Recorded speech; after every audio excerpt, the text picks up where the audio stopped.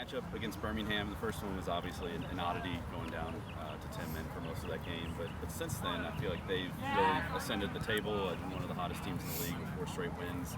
How have you seen them just progress since that matchup coming into this weekend? Yeah, I think it's a difficult opponent, no doubt about it. They have some quality players up front and in the back.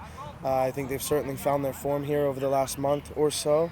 They're a dangerous team in transition. They're solid defensively. So the biggest thing I talk to the players about is making sure that that mentality and that feeling that we had when we went down a man there in Birmingham for 50 minutes. I think it was really important that we bring that at the beginning of the game and that we start well. And if we do that, I'm confident that we can come away with 3 points. We'll mark the midpoint of the season, and as you take a higher look at everything that's happened so far, how do you feel about the team that you've assembled, the identity, and the way you guys are playing? Yeah, I think when you look at how many new players that we brought into the team, it's not always easy to get everybody on the same page. And I think with the quality of individuals that we have in that locker room and the leaders that we have, you're starting to see a group of players come together. And I've been really impressed about that.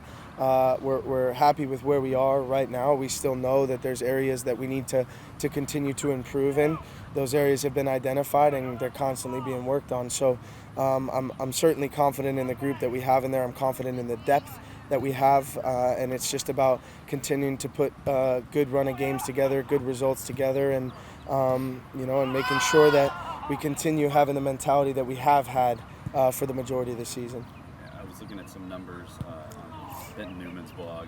It just kind of showed that you guys are scoring a lot of goals. I think it's like 60-40 in the second half of games. Yeah. And it sort of built off, I think, what Tosh said last weekend after he said, if we can wear teams down, we know the goal's going to come. Do you feel like that's a part of your all's identity and something that you can be consistent in?